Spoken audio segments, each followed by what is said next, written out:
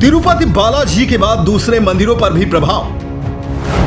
मनकामेश्वर मंदिर में बाहर के प्रसाद पर लगा बैन। मंदिर की तरफ से जारी किया गया नोटिस। घर के बनाए हुए प्रसाद का लगा सकेंगे भोग। आंध्र प्रदेश के तिरुपति बालाजी मंदिर के बाद अब देश के दूसरे मंदिरों में भी इसका प्रभाव देखने को मिल रहा है। ऐसे में लखनऊ के मनकामेश्वर मंदिर में प्रसाद के लिए नोटिस जारी करके सभी को सूचित किया गया है। नोटिस में साफ तौर पर लिखा गया है कि मनकामेश्वर मंदिर में गर्भगृह में वही प्रसाद चढ़ाएं जो कि खुद से बनाया गया हो, अन्यथा बाहर से किसी भी चीज को प्रसाद के तौर पर भगवान को न चढ़ाया जाए। साथ ही भक्तों से अपील की गई है कि गर्भगृह में सूखे मेवे ही प्रसाद में चढ़ाए जाएं, क्योंकि उसमें किसी तरह की मिलावट की गुंजाइश कम है। उत्तर प्रदेश के लखनऊ के मनकामेश्वर मंदिर में बाजार से खरीदा गया प्रसाद बैन कर दिया गया है। तिरुपति लड्डू विवाद के बाद महंत देवगिरी ने बाहर से लाए गए प्रसाद को मंदिर में चढ़ाने से मना कर दिया है। महंत देवगिरी ने लेटर जारी कर कहा है कि भक्त अपने घरों से बनाया प्रसाद या सूखा मेवा ही गर्भगृह में चढ़ाने के लिए पुजारी को दें। यह व्यवस्था सोमवार सुबह से यहां लागू कर दी गई है। तिरुपति विवाद के बाद से ही भक्तों की आस्था को काफी ठेस पहुंची है। ऐसे में यहां के मंदिर में सतर्कता के लिए बाहर की किसी भी सामग्री को मंदिर में चढ़ाने की अनुमति नहीं है। मनकामेश्वर मंदिर में जारी की गई नोटिस में साफ शब्दों में लिखा गया है कि प्रसाद को लेकर जारी किया गया ये निर्देश तिरुपति बालाजी आंध्र की घटना के कारण प्रतिबंधित किया गया है। इस नोटिस को मंदिर के पीठाधीश्वर महंत देवगिरी की तरफ से जारी किया गया है।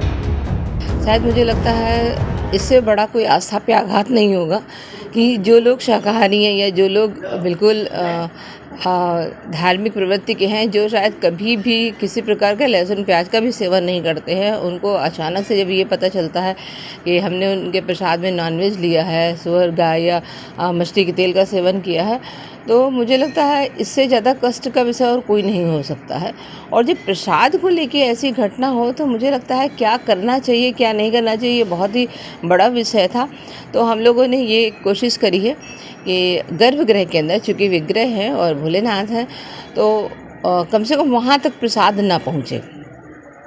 अभी चूँकि हम लोगों को 11 बजे कलेक्ट्रेट में जाके डीएम साहब को भी ज्ञापन सौंपना है।